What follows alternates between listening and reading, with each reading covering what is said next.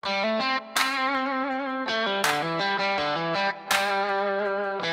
La Trinidad, Benguet, may isang bundok na hindi pa gaanong kilala ng mga turista. Tahimik, simple, pero malaki ang ambag nito sa ating kasaysayan. Ito ang Mount Yangbo o tinatawag din ng ilan na Little Pulag. First time namin mag-hike dito, bitbit lang ang mga backpack, lakas ng loob at iilang gamit. Akala namin madali lang, pero habang paakyat, biglang bumuhos ang malakas na ulan. Nagdilim, nagabihan kami sa daan. Buti na lang may dala akong maliit pero napakalakas na ilaw. Lakas nitong ilaw na to. Ayan o. Ito ang aming unang hiking adventure. Isang karanasang hindi lang basta pag-akyat, kundi pagdiskubre rin ng isang lugar na puno ng kwento at ganda na madalas hindi napapansin. Isa na naman panibagong paglalakbay ang ating pagsasamahan mga biyahero. Tara at sama-sama nating libutin at silipin ang mga pinakatinatagong yaman ng Pilipinas. Hear the engine purring low, feeling that familiar pull. Gotta break the frame, gotta leave the game, gotta feed the hungry soul.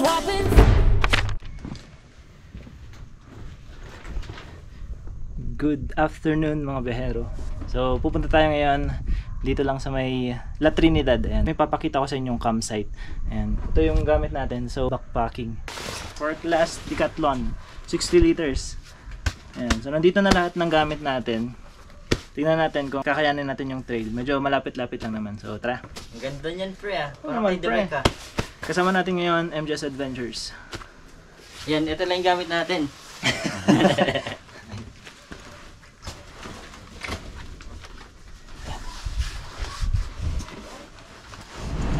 Maulan. Nabutan tayo ng ulan mga behero. Bumili lang tayo dito sa mini grocery ng pang dinner natin tsaka ng ibang mga kailangan.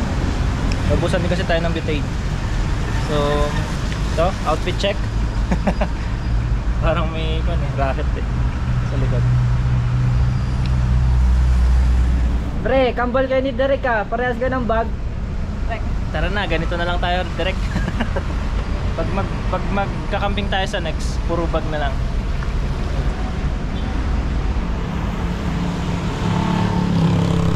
Heavy traffic dito sa Marcos mga behero. At may paambon-ambon. Malapit lang naman yung spot na pupuntahan natin, mga 20 to 30 minutes from Marcos. So hopefully hindi madulas yung daan. Lakas na ulan. Patila muna tayo saglit.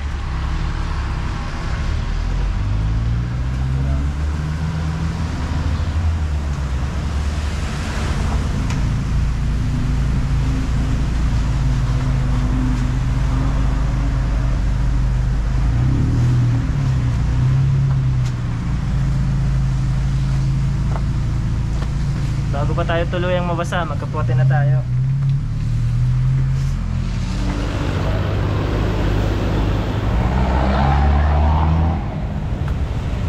Ang White House, oh, Joseph's. Ginawa na nilang fine dining. Zero visibility na dito sa may Ambyong. So dito na tayo dumaan para hindi na tayo makiki-merge sa heavy traffic ng La Trinidad.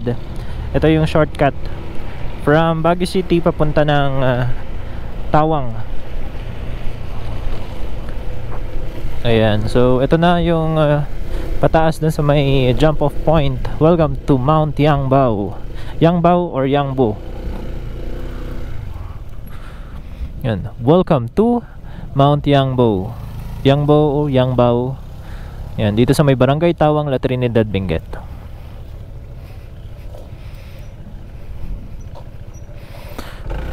Tataas na tayo dito.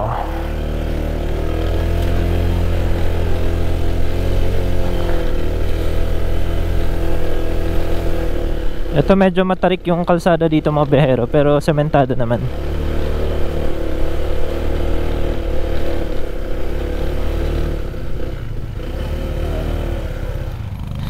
Dago! Alis ka muna, dog. Alis ka muna, excuse me.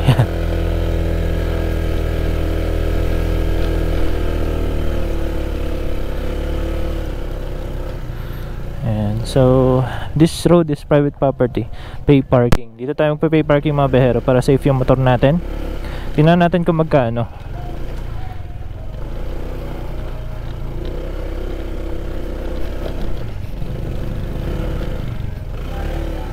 Okay pa. Thank you, sir. Sige pa. Okay, so 500 ang sasakyan dito magpa-park oh. Pero kapag motor, dalawa daw kami, 250. So tingnan natin dito kung meron pa tayong ibang option. Medyo pricey siya mga biyahero. Meron naman dito yung parking dito, pero yun lang kasi hindi natin sure kung safe yung motor natin dito. Ito naman free space to para talaga sa parking ng mga bumibisita dito. Pero yun nga, hindi natin sure kung magiging safe yung motor natin. Tara sa tayo mga behero. Medyo maulan-ulan lang. Nakapag-park na rin tayo. So dito na tayo nag-park. Nagpaalam naman tayo sa isang lokal na nakapark din dito. Sabi niya okay lang naman daw. Pataas ng elevation natin. Medyo mas sumisikip or lumiliit, umiimpis yung hangin. Kaya hingal ka talaga dito. And syempre may dala-dala tayong gamit. Nasa 15 kilo siguro yung dala natin sa likod. Mukhang pwede nang tumas dito oh. Kaya nang tumas yung sasakyan. Yan. Kasi maputik. Uy. Pero matarik. Parang kunti lang dala mo, pre. Ha? Parang kunti lang dala mo. Umot lang yun. Okay, no? Umot lang, tapos pagkain dala ko. Ano itong dala? Oh.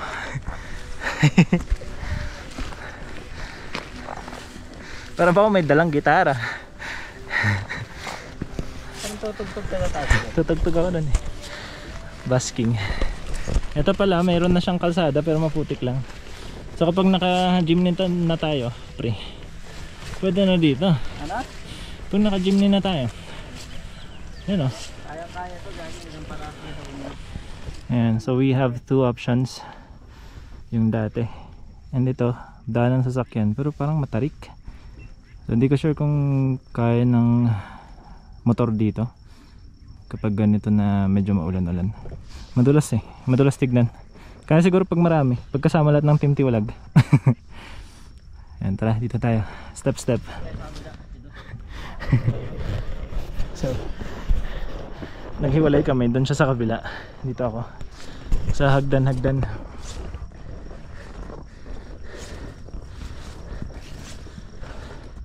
So, dito na naghihiwalay yung kalsada. Papunta doon sa trail. Ayan, ito yung papunta ng Yangbao, ayan. Tapos dito yung kalsada. So tinatayo ni MJS. Hindi ko alam kung may kabahayan pa dyan or kung saan papunta yan. Pero dito tayo sa trail. Maginaw dito mga pero pinagpapawisan tayo. Galing kasi tayo sa baba. Wala pa sa parking. So nakaka 10 minutes na rin siguro tayong lakad. Pero ito yung pinaka first na makikita nyo dito. So dito mga bahero may mga pang picture taking. Ayan, may mga heart shapes. Tapos mayroon ditong garden. May mga tanim din mga bahero. So iba't ibang klase naman yung mga tanim na pwede nyo makita dito. Ayan, so may mga video okay bar pero sarado. So for rent din yung mga yan mga bahero. So kung gusto nyo mag video okay. May mga CR, may duyan RC.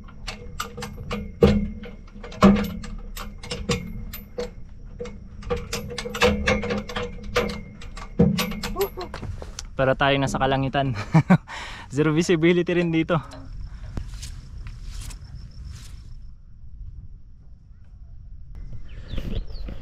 Close yung mga store ngayon dito.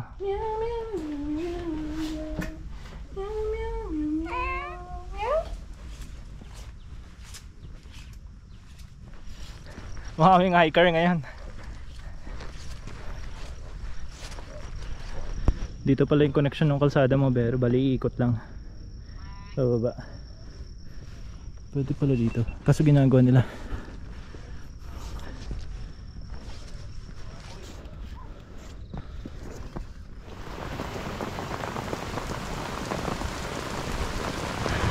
Dito tayo ngayon sa may kubo. Bali, patila lang tayo ng malakas na ulan mga behero.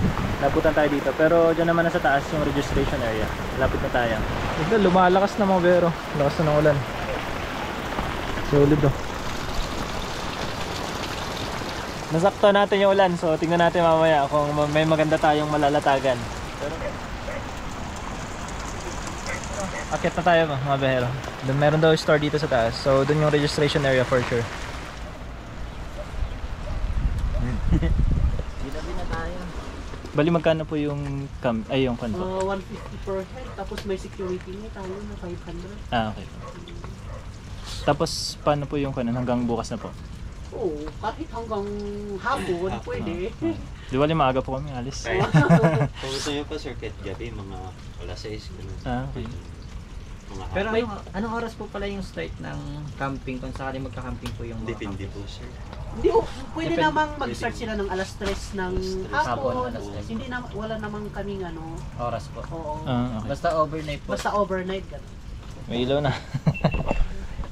Bumalik na yung kuryente nila Oh, dito. dito.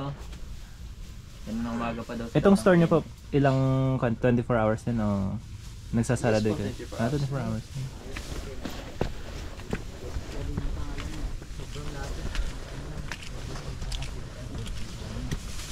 Ilang years na kayo nag-tour guide, sir?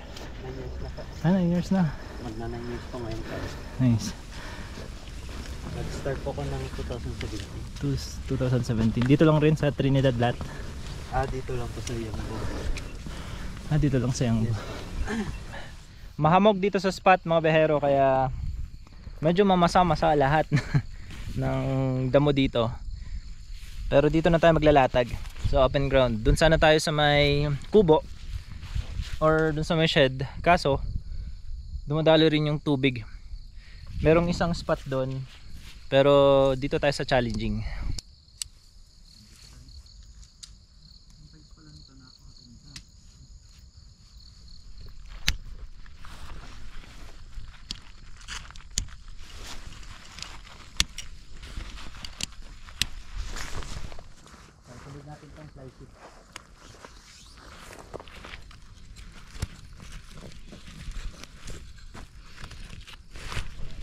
Ito na yung setup natin guys.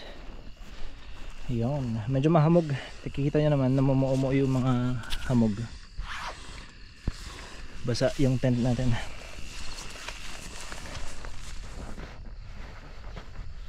Mga behero, ito yung common area namin ni MJS Adventures.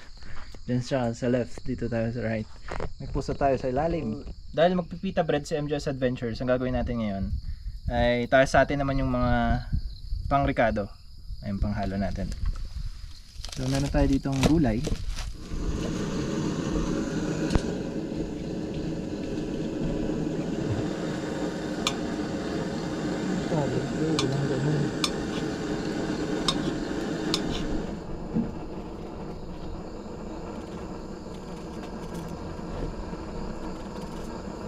Ito na guys yung ating prepare. Meron tayong sintamas. Meron tayong lettuce. At meron tayong cucumber. Ano pre? Guys, Oo guys. Yay. Good. Mas maganda yun guys. Tapos biyahero. Yan. Papalit-palitin natin para hindi kayo mauumay sa tawag natin sa inyo guys. Guys. tawag sa kanila. Biyahero. Call sign, tawag ng hapon. Shoutout nga pala kay MJS Adventures. Pakibate ng happy birthday. Kahapon birthday niya. Ayun, matanda na siya. 30 na siya guys. Uy, 19 pa lang ako. Ha? 19. 1930. Anong Mas 30? matanda ka nga sa akin eh. Kuya nga dapat kita. Ikaw yung kuya ko eh. Magkasing tanda mo sila direct eh. Ha? Oo. Kayo nga magkakasing age eh. Mga 33 si Direk, 30 di ba? age nyo. Anong 33? 30 si Direk. 30 ba siya? ka din. Oo. Parang 30. Magkaidaran lang kayo pre. Hindi. Ewa Direk. 30. 30 kayo Sarap nila. mga behero. Let's do this. Let's eat. Kaya na tayo. Isa na namang gabi ang ating pinagsamahan. At ngayon na hindi tayo nagluto. Nagtadtad lang tayo, naghiwa tayo ng mga gulay-gulay. Siyempre meron din tayo mga prutas-prutas dyan, hindi mawawala. Kasi sa camping, mga behero, habang nag-enjoy tayo, dapat inalagaan na rin natin yung health natin. Di ba pre? Ha? Di ba? Oo. Ha? Mental health ang alagaan talaga. Mental health. Alam mo Mental pre, health. kakaisip mo kasi ng kung anong uulamin. No overthink mo pre. Iniisip ko kung kailan tayo magluluto. Ano magluluto? Kayo magluluto nung nakaraan. Magluluto mo, pre. Hindi ko alam sa inyo. Ha? Iniisip ko ano iluluto nyo ng gabihan. Tapos nagutom na nagutom hanggang muntik na tayo mag-palpitates. Kain na tayo, pre. Kain na Huwag ka na tayo. yung kung ano nangiisip mo dyan.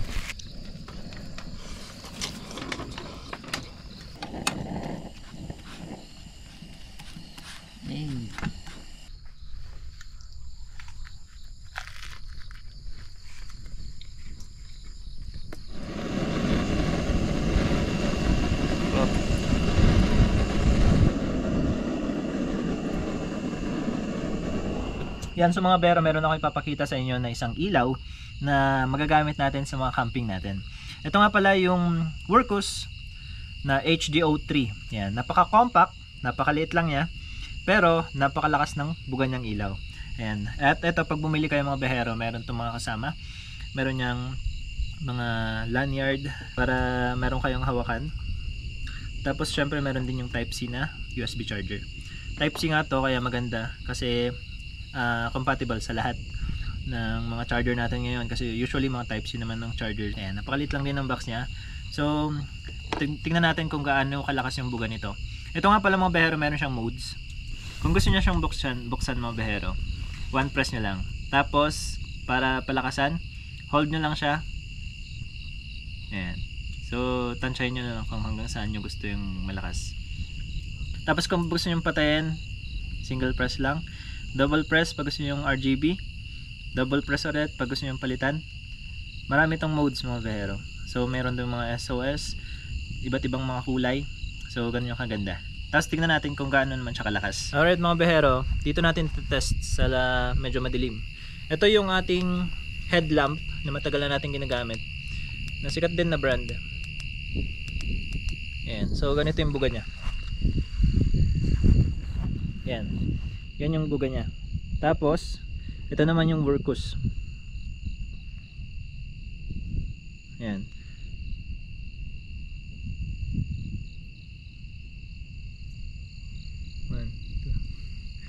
Alright. Ito nga pala mga behero, meron din siyang spotlight tsaka yung fog light. Ayan. Nakikita nyo difference?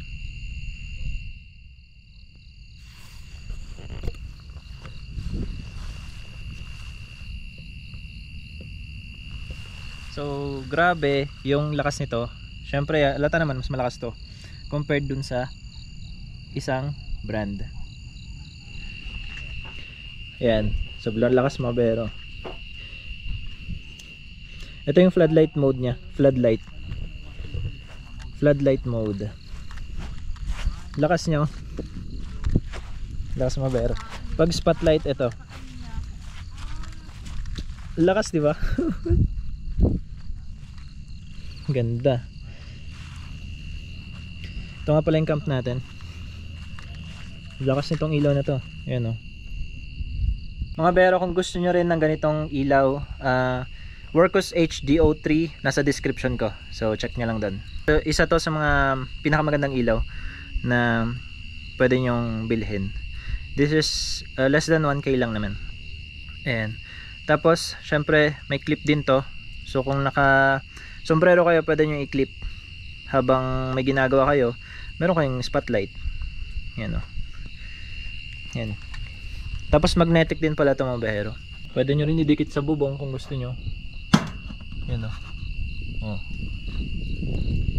Biglang nag-clear yung kalangitan mga behero. Nakikita na natin ngayon yung city lights. Ito La Trinidad. Part ng Baguio rin. Nakita rin natin dito. Yan. Solid. So I think tulog na tayo mga behero. Kinabukasan kita-kita tayo, ililibot ko kayo dito sa spot natin.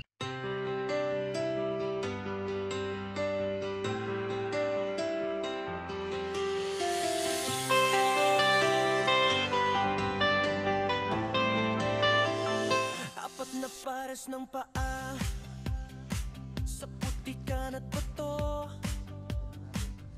Good morning everyone. Welcome dito sa Mount Yangbo. Labas tayo mga bero. Tingnan natin yung labas. Medyo maginaw kanina, madaling araw. So, buti na lang naka-sleeping bag tayo. At effective. Maganda tong sleeping bag ng nature hike. Yan.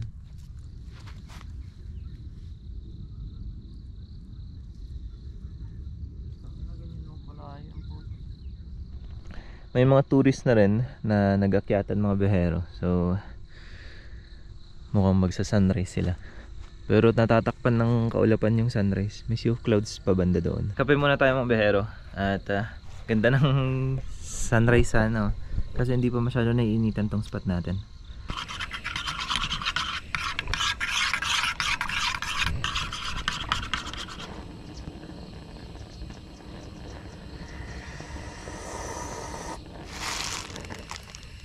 Pita bread, pang balagbagang breakfast. And pita bread.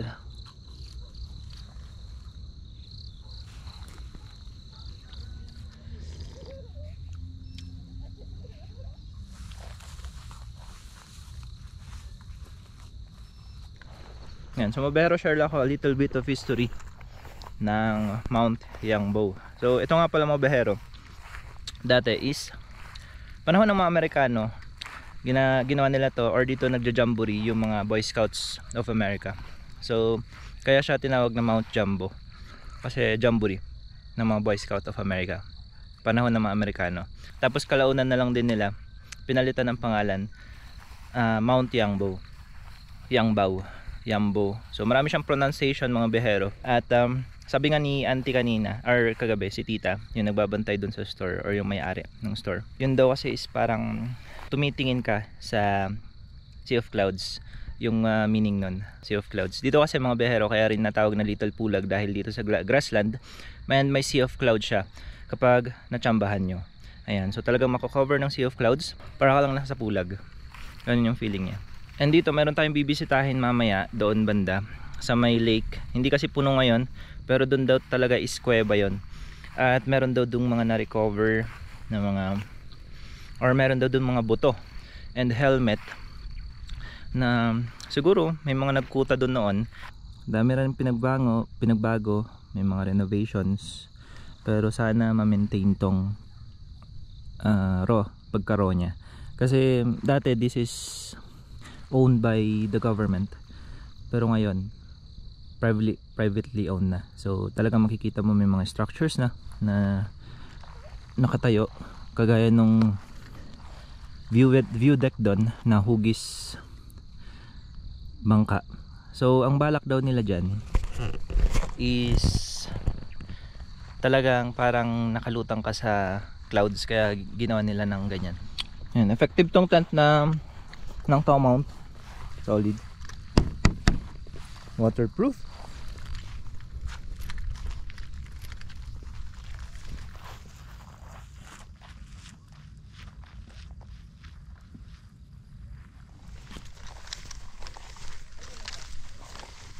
Ito yung lake mga behero.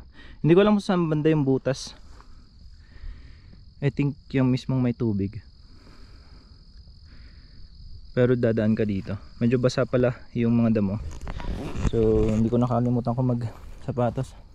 Dito usually nagka-camp yung iba, pero kahapon kasi sa case natin umuulan mga behero. Pag nag-aalala kayo sa signal, malakas po yung signal dito. 4G tayo, nasa taas ng bundok tapos tanaw na tanaw mo yung towers. Marami rin pala mga activities na pwedeng gawin dito mga behero. Meron tayong horseback riding, pwede rin mag-biking around the area. So meron din silang archery and chess. So pero summer, pag mga ganito kasi medyo madalang ang turista kapag tag-ulan. Ito nga pala yung view dito. Solid, di ba?